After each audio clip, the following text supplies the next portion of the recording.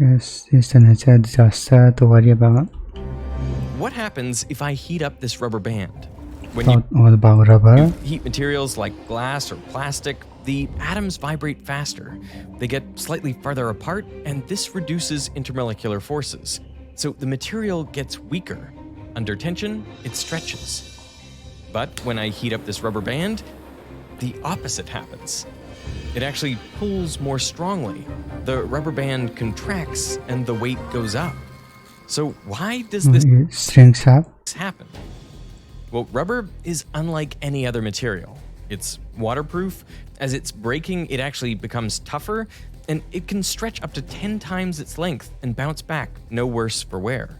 These properties have made it essential for modern life.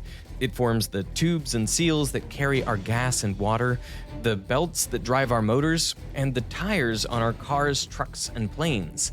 Even trains use rubber in their suspension systems. It's a perfectly engineered material, but we didn't invent it. All of our most durable rubber still comes from a single A tree. natural source. This tree. It's a source at risk of being wiped out, and if that happens, the results could be devastating. You're talking about a complete global societal meltdown. This could be considered a national security issue. You wouldn't think that we're so dependent on this thing. Well, we are, and most people don't know that. They're waiting for a disaster to happen. Rubber comes from the Brazilian rubber tree. As early as 1600 BC, Mesoamericans cut the bark to release this milky white liquid, now known as latex. They noticed that if they let it dry, it turned into this stretchy, waterproof, solid lump. To see this in person, we sent Veritasium producer and mechanical engineer Henry Van Dyke to the Akron Research and Development Laboratory, How does it even make where they specialize in all become things rubber? rubber. In just all these racks, even though they look solid, They're all flowing right now. Really? if you look behind one of these racks, you can see these are actually dripping. Oh, wow. They're flowing slower than we can perceive. Unprocessed rubber is not the rubber we're used to. It slowly flows and can't maintain its shape. So how do you get this weird material in the first place?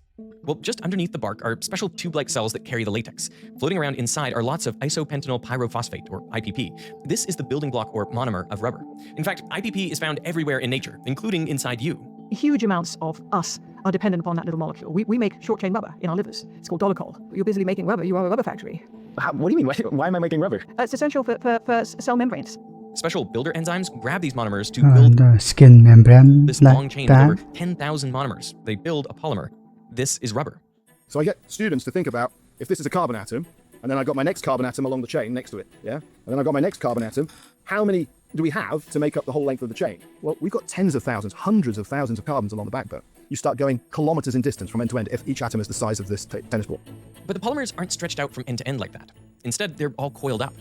If you imagine the room that I'm in right now, and I had the first ball here in the middle, the chances of the end of the chain leaving this room is quite small. So after you've dried out the latex, you're left with raw rubber, a jumble of all these polymers. And this is why it's flowing, because over time, all those polymers slowly slide past each other. Now, when you pull on the rubber and let go, it bounces back. So why is this?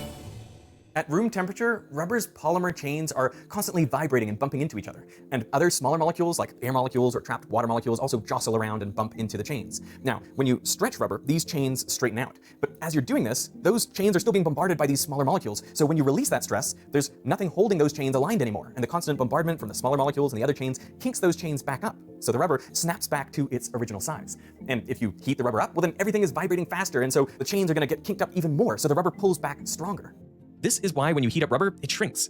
Rubber band's fascinating to think that when they're sitting on an old package of papers for a long time, holding those papers together, it's done by a perpetual pounding of the atoms against these chains to hold it, trying to kink them and trying to kink them. But there's also another reason why rubber is so stretchy. If you zoom in on a chain, you'll see that the monomers are attached to each other on the same side of the double bond. This is called cis attachment, and it affects how the chain folds. On each monomer, there are 3 single bonds that can rotate to be at an angle or in line. But these carbons with 2 hydrogens take up a lot of space, so it's favorable for at least one of these bonds to be at an angle. That makes the polymer wiggle in and out like a folded ribbon. So when you pull on a piece of rubber, first all the polymers line up, but then each chain also unfolds. The wiggle makes rubber extra stretchy. But this state is very rare. All 3 bonds lined up is only one possible arrangement for any monomer, and one polymer usually has thousands of monomers. So after you release the stress, the chain goes from an improbable state, completely aligned, to a more probable one, with wiggles. The chain itself bounces back. This is where rubber gets its elasticity from. So natural rubber straight from the tree is already stretchy. It's also waterproof since all those chains are just a bunch of carbon and hydrogen atoms, which are hydrophobic. But as we've seen, it eventually loses its shape. Plus, if you stretch it too much, it breaks quite easily. So we need to do more to get the rubber we're used to today. Early Mesoamericans improved the rubber slightly by mixing the latex with juice from the tropical morning Néha a tájára glory, a smelt. local flower, and they used this to form sandals, bottles, and balls. But for the next 3,000 years, to the rest of the world, rubber was little more than a curiosity. Then, in 1770, a piece of natural latex made its way to English chemist Joseph Priestley. And he took this piece and used it to try to erase pencil marks. He noticed that it easily, quote, rubbed them away. In the following decades, people started exploring other applications.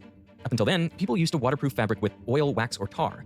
But some oils were extremely flammable and prone to spontaneous combustion, and wax or tar would eventually crack with movement.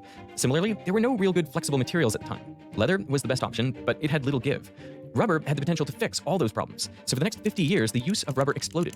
In England, people made waterproof clothing. And by the late 1820s, the rubber craze hit the US when everyone wanted their own pair of Brazilian waterproof boots. Factories sprang up all across the country to make new rubber products, including one New England factory called the Roxbury India Rubber Company.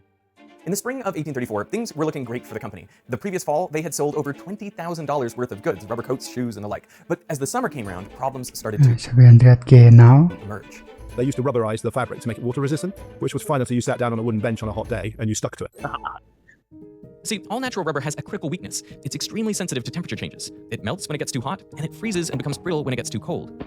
This made the coats and shoes practically useless during the hot summer, so customers returned their items en masse. Then things went from bad to worse. One day, the Roxbury manager visited the warehouse. When he opened the door, he didn't see their newest products. Instead, he was met with a foul smell and a molten, gooey mess that covered the entire warehouse.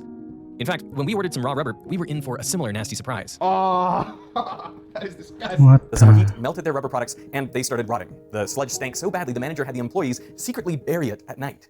But later in that horrible summer, the manager got a visit from a man named Charles. Charles' previous business had gone bankrupt, and he was deeply in debt. He stumbled upon a rubber life preserver, and he thought he could make a better valve. He pitched the Roxbury manager on his new design, hoping to pay back his lenders.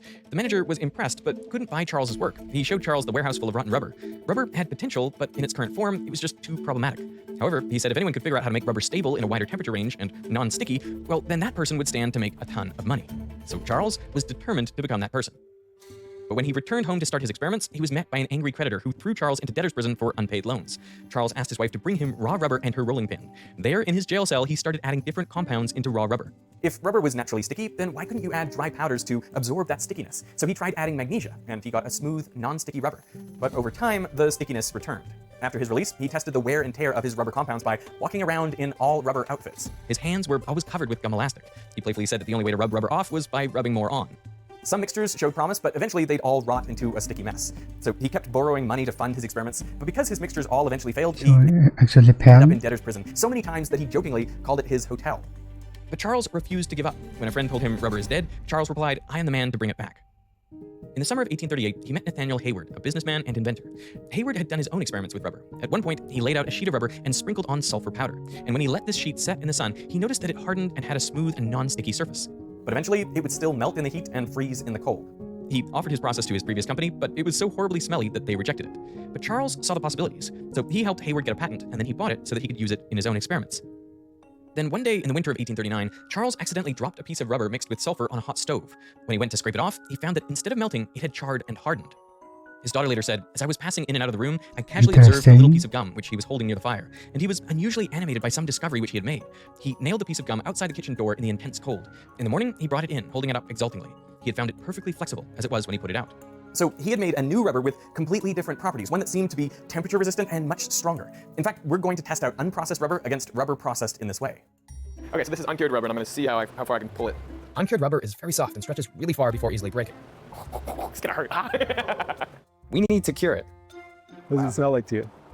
Smells like a barbecue. This smells like a barbecue. The smell of rubber does not seem to be natural. Like it smells very chemically, like it was made in the factory. Yeah, so when I was in the factory and I saw the natural rubber, it smelled just like a barbecue. The reason is they take the sap from the rubber tree, which is latex, and then they smoke it. They're smoking it? Yeah. Like you'd smoke some salmon? Yeah. They smoke the rubber sheets to get rid of excess moisture and to preserve it by getting rid of the bacteria. This gives most natural rubber a sort of brownish color. So step one, add the rubber. Next, you add several powders, including sulfur. Everything is mixed and heated to get a much stronger rubber. Just pull it straight off. That's why. Yeah, pretty tough. It is tough, eh? No, yeah, that's like wicked. That's the kind of rubber I'm used to. Now, at 393 kilopascals, the uncured rubber broke after extending just under 900% of its original length. At the same stress, the cured rubber had only stretched around 5%. It eventually broke at 14.1 megapascals, after stretching nearly 600% of its original length. So what was it about sulfur and heat that changed the properties so dramatically? Well, chemically, sulfur powder is just rings of 8 sulfur atoms. On the hot stove, the sulfur ring broke apart into smaller pieces. And now those sulfur atoms, or sulfur chains, have free bonding sites, so they look for places to attach. What likely happened is they grabbed onto a carbon atom from a rubber chain, breaking its double bond and attached itself. Then with another free bonding site, it grabbed onto a carbon atom from a different rubber chain, breaking its double bond and linking the 2 rubber chains together. This cross-linking forms flexible bridges of 1, 2, or even more sulfur atoms in a row. Now think about what this does to the rubber. Instead of each chain being loose and slippery like spaghetti, they're tied together in a flexible but connected network. So now, if rubber sits out in the sun on a hot summer's day, the tight bonds prevent it from melting. And in the cold, the cross links make it harder for the rubber to fully freeze, so it's less brittle and harder to break. And when you pull on the rubber, the chains stretch just as before. But as you release it, everything returns to its original position because it's all connected. So the cross links make the rubber stronger, more resistant to temperature changes, and more elastic. In fact, by tweaking the number and properties of these crosslinks, you can change the properties of rubber. If you have a lot of crosslinks, all the rubber chains are bound tightly together, so the rubber becomes harder and stiffer. Great for things like shoe soles and tires that need to be durable, but still a little flexible. If you have shorter crosslinks, each link is harder to break, so the rubber is more resistant to heat and weathering. This is useful for seals and insulators. And if you have longer crosslinks, the rubber chains can move more freely, so you can stretch it more before it breaks. That's perfect in the medical field for soft and flexible applications. So the crosslinks are essential to stabilizing rubber. When Hayward sprinkled sulfur powder on rubber sheets, the heat from the sun did cause some crosslinking, but only on the surface. When Charles kneaded in sulfur and then heated the entire mixture, the crosslinks grew throughout the entire sample. So now the results were much better. Eventually, this process was called vulcanization, after the Roman god Vulcan, who was associated with heat and sulfur in volcanoes. Over the next 5 years, Charles perfected his method of vulcanization, and then he patented it in 1844. With this, he transformed rubber from a curiosity into a material of endless possibilities. Little did he know that he actually wasn't the first to discover it.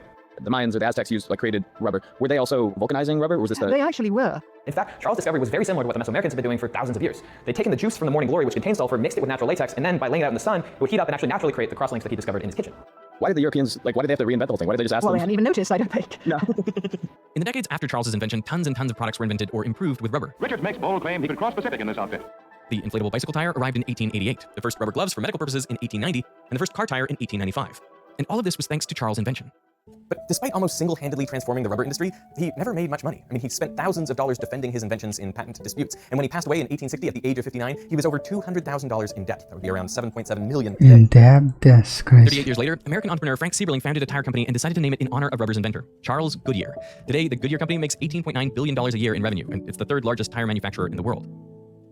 For the past 100 years, tires have consumed the most natural rubber out of any application. But vulcanized rubber alone isn't strong enough and would wear down quickly, lasting only around 8,000 kilometers. So in the early 1900s, car and tire companies started experimenting with additives, including something called carbon black. So in natural rubber, we got carbon black reinforcement, which is going to add the cross-linking. This doesn't do the cross-linking. No, it doesn't. So this is the reinforcement and filler. This makes it durable and resilient. Nowadays, passenger car tires last about 100,000 kilometers. Carbon black is what gives them their color and durability. But carbon black has another benefit. It conducts electricity. That's hugely important because as you're driving down the road, you're charging up the vehicle. If you didn't dissipate that static charge, then you get a shock when you earth the car, when you touch the car. But later, some companies wondered if they could reduce rolling friction by using a different additive. So they tried silica instead, making a whitish-looking tire. But silica is a poor conductor, and rubber itself is an insulator. So now, as the car moved, it would slowly build up charge. As you go to refuel the car, you have a highly charged, static electricity charged vehicle. You put an earthed conductor, the fuel hose, into the tank. You create a spark in the tank, the car explodes. There's a very vital characteristic of tires is that they should be conductive. The other benefit is if you're in a thunderstorm and you're struck by lightning, the lightning will hit the car, it will act as a Faraday cage, it will completely protect you, and it will dissipate down to the ground. So people have stuck to using carbon black for most of the tire and only a little silica in the treads. And since Goodyear's invention, we've made over 70 billion tires. Yeah, at least you one time. If they were stacked on top of each other, they could go to the moon and back 21 times. And almost all of these tires needed natural rubber. But fueling the rubber boom came at a price, especially early on. In the late 19th century, the Amazon region supplied over 90% of the world's rubber. But wild rubber trees were often separated by hundreds of meters. So to keep up with growing demand, rubber barons began to exploit natives, killing roughly 40,000 people in the Putumayo region alone, and likely over 100,000 across the wider Amazon region between 1879 and 1911. The humanitarian activist Roger Casement said that it was first called India rubber because it came from the Indies, and the earliest European use of it was to rub out or erase. It is now called India rubber because it rubs out or erases the Indians. It is one of the most appalling instances of genocide and sickening ill treatment of native peoples. But other countries like England weren't happy with Brazil's monopoly. So in 1876, the biopirate Henry Wickham managed to smuggle 70,000 rubber seeds back to England. The British Empire planted these seeds all over Southeast Asia, which had a similar climate. Only now, instead of having just a few rubber trees here and there, they made farms of acres and acres of nothing but rubber trees. These plantations produced far more than the Amazon. Brazil's share of the rubber supply dropped from over 80% in 1907 to 1.6% just over 3 decades later. By the mid-1930s, over 90% of all rubber came from the British colonies in Southeast Asia. And 2/3 of that rubber went into making car tires. One of the largest car manufacturers at the time was Ford, which made an average of 1.5 million cars every year.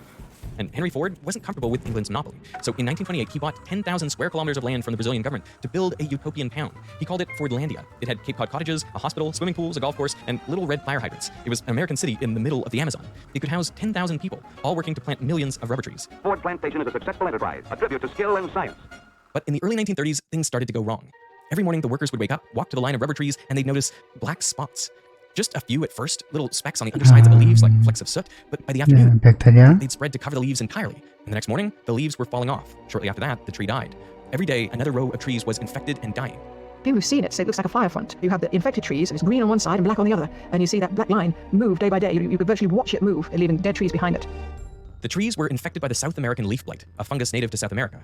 This blight ruined the 3.6 million rubber trees from Ford's plantations by the early 1940s, turning it into a disaster. When planting his rubber trees, instead of separating them by hundreds of meters like they were in the wild, he planted them several meters apart, 200,000 of them. They're all touching. The roots are touching, the leaves are touching, the branches are touching, and so it's just like a plague went straight through the plantation. Ford tried relocating the project to a town downstream, Belterra, planting another 16,000 acres with rubber trees, but these too all died. Ford's son eventually abandoned the project in 1945. The Fordlandia buildings still stand in Brazil, abandoned. And to this day, there is no cure for the leaf blight. The blight is so fatal to rubber trees, they can't grow in plantations in their native country. Still now, no cure? That's why South America makes up less than 2% of the rubber supply. Over 90% comes from Asia, which is why it is so essential to prevent the spread of the leaf blight to Southeast Asia. Virtually all of the rubber trees in Southeast Asia came from those seeds Henry Wickham stole, and newer trees are just clones of the old ones. So the farms are essentially just one big monoculture. As a consequence of that, we are particularly prone to potential outbreaks of funguses and things like that. If you get a fungal infection in Malaysia, then you would end up dramatically reducing global production of rubber. So what's the outcome if we were cut off from rubber? If SAL gets established in Southeast Asia and you lose natural rubber, then you're talking about a complete global societal meltdown. You're left now with making synthetic rubber tires at the most. Worst case, they can't make them. You can't make a truck tire. You won't have any airplanes. But the real potential is urban famine. Over 50% of the world's population is in cities. How will you move food into the cities to feed them? But something like this did wipe out a large part of the rubber supply just 6 years ago. In 2019, 2 different diseases jumped from palm trees to rubber trees in Thailand. In 6 months, these diseases had spread across 7 countries and 1 million acres of trees. And the next year saw a 10% drop in production. And the only reason it didn't destroy more trees was because of a different outbreak that we all remember. COVID comes in early 2020. Yeah, so the price would increase. Stop the spread of these diseases as a byproduct of trying to stop the spread of COVID. If COVID hadn't hit there, how far would that have gone? How many more millions of acres would have, in effect, been killed or seriously compromised by these 2 leaf blights? Granted, it's hard to predict what would happen if we ran out of natural rubber. Some say the impact would be catastrophic. Routed planes, failed railways, even famine. And any disruption to the oil supply chain would send shockwaves through synthetic rubber products. But oil is such a polarizing and politically charged topic, deeply tied to global power struggles and hidden incentives, that it's hard to know what's truly at stake. That's us here at home and around the world. We news. But only now, back. So if you take a typical car, there's something close to 250 to 300 rubber components within the car. You would have a nightmare trying to re-engineer all of those out of synthetic materials. If we were to lose natural rubber and just rely on synthetic rubber, would it still be possible to do those applications? So this has happened in the past. If you think about it, all of these synthetic polymers come from that initial thought process that we can't get natural rubber, we have to create other stuff. It's a national security issue. That's wild. You're just like, oh, it's a tire, but think about it, if you don't have tires, you can't move a military. Yeah. The obvious question is, if natural rubber is so great, why can't we just replicate it in the lab? And that's the exact thing that the US tried when during the Second World War, Japan cut it off from roughly 97% of the world's natural rubber supply. Modern wars cannot be won without rubber. What then happened was an enormous investment by the US, equivalent to $11.1 billion in today's terms, into synthetic rubber and growing alternative natural rubber crops. That's roughly a third of the Manhattan Project. It was a complete gamble, but the 4 big US tire companies were able to improve and manufacture a synthetic rubber called styrene butadiene in less than 3 years. Unlike natural rubber, styrene butadiene is made from 2 monomers, roughly 25% styrene and 75% butadiene. Both usually come from crude oil refining. The monomers are dispersed in water and combine into long chains in a random arrangement. Then the rubber is vulcanized. Now, compared to natural rubber, it doesn't wear down as quickly under friction, but it has a much lower tensile strength. In 1942, the US used 99.6% natural rubber and 0.4% synthetic. But in 1945, it was practically reversed at 14% natural and 86% synthetic. Now, almost 70% of all rubber consumed is synthetic. Does it work well? The common one is still styrene butadiene. But there are some things that natural rubber is just better at. If you think about airplane tires, it's absolutely incredible that they're up there at umpteen degrees below zero before they start coming to land. And then you've got this huge weight of the airplane on these dinky little tires that increase in temperature enormously over an incredibly small space of time. And only natural rubber can do it. So airplane tires are essentially 100% natural rubber. And you can't land if you've got synthetic in the tire. So what can natural rubber do that we just can't replicate? Okay, what I want you to think about is you start to stretch it. This first movement, it's very easy to stretch that bit. The first bit, very simple. Now, think about how much force you're using to continue to stretch it. It gets harder. It gets harder and harder and harder and harder. Yeah, and then eventually you'll get to a break point. Yeah. But what's happening, why it's getting harder, is that the rubber is getting stronger as you stretch it. As you stretch the polymers, they start to align and stick together through weak intermolecular forces called van der Waals forces. When they are packed tightly enough, the polymers freeze together in thin sheet-like crystals aligned in the direction you stretch. And as you keep pulling, more and more polymers join the crystal structure. Each crystal acts as a new crosslink, making the rubber harder and stronger. That ability to form crystallites prevents tear. So if you have crack propagation, it hits a crystal that can't go any further. In a sample without a crack, the stress is evenly distributed. But if there is a crack, more load flows right to the edge, so the rubber stretches more. That area forms more crystals, so it becomes harder to break. The crystals stop the crack growth until a threshold is reached, and then it breaks. This is what makes natural rubber so durable. It's self-reinforcing under stress, stopping cracks in their tracks. Crystallization is what makes natural rubber so good for tough applications. The plane can weigh 500-600 tons. So if you think about that, you've got each tire is taking 20 tons, and it's coming from a very cold temperature up there. Yeah, it's minus 50, minus 60, depending exactly how high you've been flying. And you go from zero rotational speeds quite fast, very fast, and you generate a lot of frictional heat really quickly as well. There's a reason why they make tires for planes out of natural rubber, and that's because it's really demanding application. And the crystallization helps a huge amount preserve those tires. So why can't they make the plane bigger tires? And help them last. One study notes that experiment has shown that no detectable crack propagation occurs in rubber undergoing crystallization until the stress is so high as to generate abrupt, catastrophic fracture. Oh, that was fast. And then eventually you'll get to a break point. And yet you finally overcame it. When you pull on a rubber sample, you're applying a stress. The polymers realign and the wiggle unfolds, so the piece deforms and gets longer. The per unit change in length is known as strain, and we can plot this on a stress-strain curve. Lots of materials are elastic around low stresses. You stretch it a little, and the spacing between atoms changes. But when you remove the force, it goes back to its original shape. But eventually, you hit a stress where there is permanent deformation. That's called the yield point. The material can't go back to the same shape after, and if you keep going, it will fracture. But the stress-strain curve for rubber is a little weird. It starts out stretching very far with very little force. That's the easy part. But then as you keep pulling, the stress shoots up really fast. So stretch it fast. What do you notice? It's a little warm, maybe? It's hot. It's gone up in temperature by 10 degrees. That section where it gets really hard to pull it any further and it gets hotter, that's right where rubber starts to crystallize. The rubber warms up because as those new bonds form, they release a bit of energy as heat. Then, if you keep stretching it, you get to the point where the crystal can no longer hold it, and it breaks. But something strange happens if you stop right before that fracture point. Then the rubber bounces back, but on a lower curve. Keep it stretched, wiggle it around. Now, relax it. Touch your lips, what do you got? That's much cooler. Yeah. So you went through crystallization from it. You stretched it, you crystallized. That's an exothermic reaction. Wow, okay. You then allowed it to cool down to room temperature in the stretch state, and you relaxed it, and you dissolved the crystals. That's weird. How do you dissolve the crystals? You've got to take energy from somewhere to dissolve crystals. You cool the rubber band down. The reason the two curves are different is because it takes more energy to align the polymers than it does for the polymers to curl back up. And this energy difference is exactly the heat that's released over a full cycle. We've seen that natural rubber is built using these building blocks, but the technical monomer is actually isoprene, which looks like this. It's the same atoms, but with some groups and bonds moved around. So the technical term for rubber is cis-1,4 polyisoprene. And we've actually been able to make synthetic cis-1,4 polyisoprene. You can take isoprene and polymerize it. So it should behave exactly like natural rubber, right? And that one is the closest, but it doesn't perform nearly as well because it's not structurally as perfect as natural rubber. See, there are two ways for the monomers to attach. In natural rubber, they attach on the same side, the cis attachment. The percentage of cis in the molecular chain that nature can provide is really accurate. It's 99.99%, something of that sort of scale. But with synthetic rubber, it's easy for monomers to attach on the opposite side of the double bond. That's the trans attachment. But now there's more room for them to lay flat. They don't have that extra wiggle, so they stretch less and don't crystallize very well. And when you make the synthetic equivalent, it's pretty good, but it's 98% cis polyisoprene. There is, 1 or 2% is going to be trans polyisoprene, and therefore isn't susceptible to crystallization. Can this synthetic rubber be used in automobiles, and it's not as good and has not cars, as much and natural all? rubber would have. In a tensile test, a synthetic rubber also stretched to around 600% before breaking, but it only took around 9.1 megapascals compared to over 14.1 megapascals for natural rubber. But there are a few areas where synthetic rubber is actually better than natural. Under low stress, where crystallization doesn't happen, natural rubber loses the advantage, so synthetic is preferred for the tread of passenger car tires for better abrasion resistance. Nitrile rubber, a synthetic rubber used for gloves, also blocks harsher chemicals from passing through. So in polyisoprene, we used to see, let's say in chemotherapy agents, maybe 80-90% permeation. In nitrile, we see maybe 10-20. Wow. So it's much better. That's huge. That's huge. For a cancer center worker, that's huge. Nitrile gloves were developed in the late 1980s during the global AIDS pandemic in response to the growing latex allergy. Surprisingly, gloves weren't required for every single procedure until the CDC published a mandate to prevent HIV transmission in 1987. After the demand for gloves went from 300 million to over 36 billion by the end of the 1980s. Well, dozens of new latex glove factories sprang up to meet the demands. Typically, after a mold is dipped in latex, the glove is bleached and lots of proteins from the tree are just washed away. But then they got rid of that step. This meant that all of those soluble proteins were left in the glove. So when nurses or doctors were putting on or taking off these unleached powder gloves, they would disperse all of those proteins into the air. This nursing staff were breathing those particles in, breathing that dust in, through their entire shifts, and into their lungs. And the patients, you've got these gloves with loads of proteins washing that away around in your innards. Thousands of people were exposed enough to become allergic to latex. In the early 90s, if you've had 4 surgical procedures, you almost certainly have type 1 latex allergy. If you've had 10, you do. So eventually manufacturers received enough complaints that they started bleaching again, but by then it was too late. Even if something's been properly bleached, if someone has that type 1 latex allergy, they're still going to react to it. Nitrile gloves help combat that allergy, but for long surgeries, some doctors still prefer the softer and more comfortable glove that comes from natural latex. So Dr. Cornish has been working on alternative natural rubber from the Waiuli plant, which doesn't have the proteins that people are allergic to. This plant can grow in desert climates, and it makes a stronger, softer rubber than even the Brazilian rubber tree. Not only does scaling up Waiuli help with the latex allergy, it's also a safeguard in case the blight ever makes its way across to Southeast Asia. Transportation, healthcare, construction, there are so many industries that are dependent on natural rubber. There are regulations around South American leaf blight control, and it's difficult to get a direct flight from Brazil to Southeast Asia, but not impossible. It seems short-sighted to leave the industry vulnerable to one bad flight. For a material that only became useful around 200 years ago, it's now hard to imagine life without it. When Henry Ford developed Fordlandia, he didn't consult a single rubber tree expert who could have told him about the blight. So let's not make that same mistake again. That's a good video.